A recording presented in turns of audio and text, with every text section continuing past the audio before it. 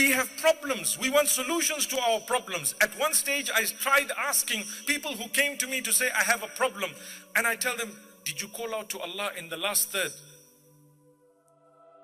So many people used to say no, that I stopped asking. I just used to inform them, try calling out to Allah.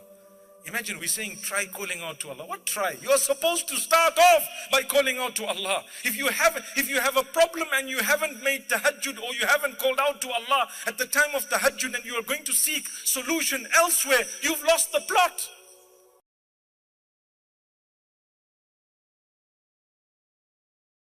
Every night, Allah subhanahu wa ta'ala descends to the lowest heavens and He calls out, calling out, saying, what does He say?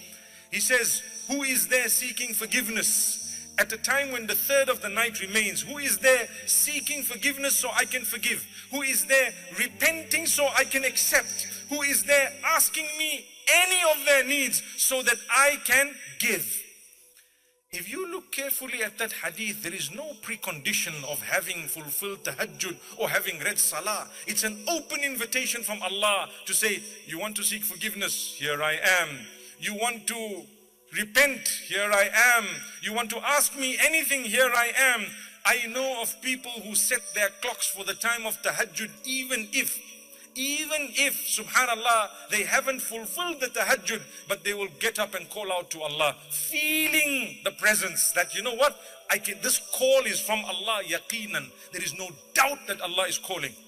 Imagine when you get up and you can actually look at the time and say, wow, Allah is calling. Allah is calling me. Oh Allah, I am the one. I'm seeking. Oh Allah, me, I want forgiveness. Oh Allah, forgive me. I have a need. I'm calling out to you. I know that you're here to answer me. Call out to Allah. He will give you what you want. If it is tawbah and istighfar, He will forgive you. If it is anything else, He will grant it to you when He knows it's the right time. He will give you what He knows is better for you. Subhanallah. So this is the time of tahajjud. That is the most blessed time of the night. It's the early hours of the morning, we call it, right?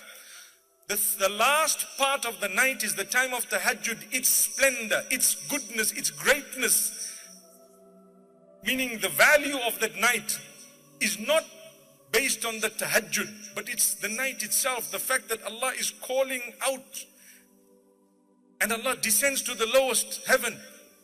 So now you need to know something. We will call out to Allah, but we will also engage in ibadah. Ibadah meaning acts of worship. Call out to Allah. I need to thank Allah, praise Allah, subhanallah. So there are few things you should do and could do. Number one, dhikrullah, the praise of Allah, the remembrance of Allah. The Quran is part of dhikrullah. You can read the Quran, it's a blessed time. Subhanallah, you would actually be encouraged to engage in Salatul Tahajjud with units of two.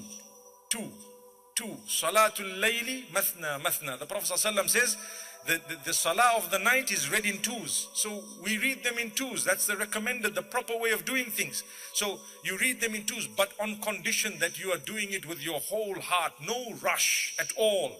And you do it for the sake of Allah.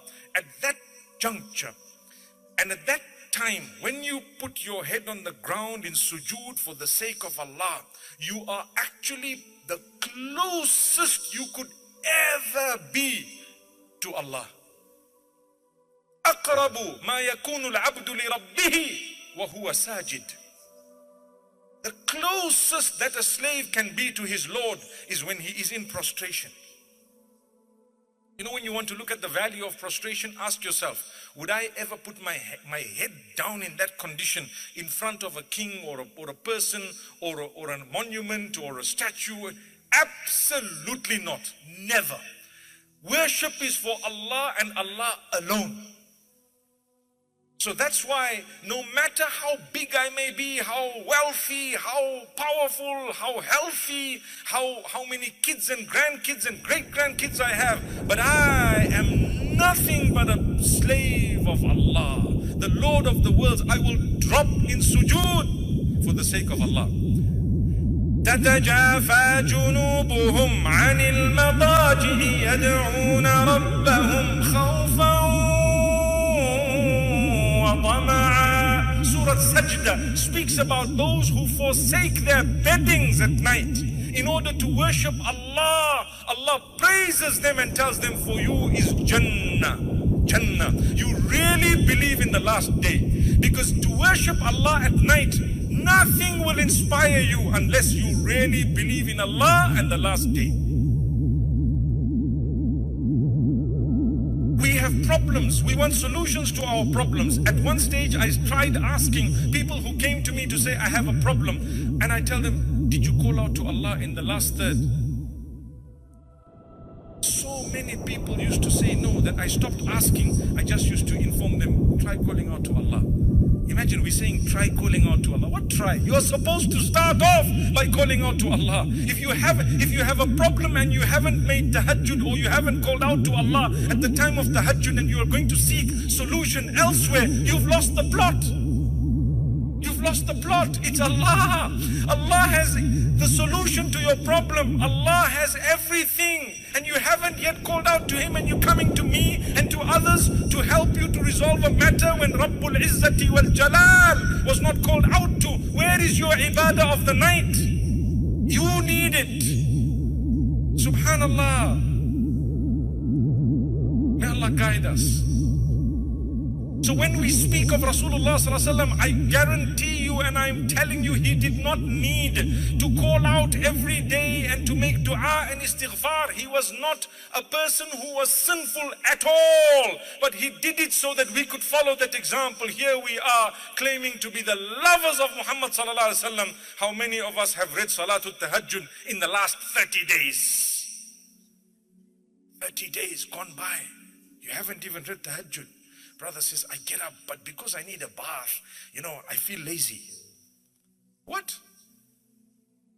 How could you say that? How could you do that? Subhanallah. When you were intimate with your spouse, it was nice. You enjoyed it, right? Remember, the bath is part of the package. Allahu Akbar. May Allah help us. It should be an honor. But I'm shy. People will hear the water at that time of the night. They know what happened at night. How can you say that for the sake of Allah? Teach your children and your family members there's nothing wrong. They need to know when they grow up that I will shower. So what if everyone in the house knows what happened? It was a sadaqah. Let it be. Allahu Akbar. We're shy of halal and we're not shy when it comes to haram. How many men are aware of the girlfriends of their friends, but they cover up when it comes to their wives? Why? Because a lot are guilty. May Allah subhanahu wa ta'ala grant us understanding. So to have that shower, I'm saying a shower, but we're talking of a ghusl, at that time of the night for the sake of Allah is an ibadah.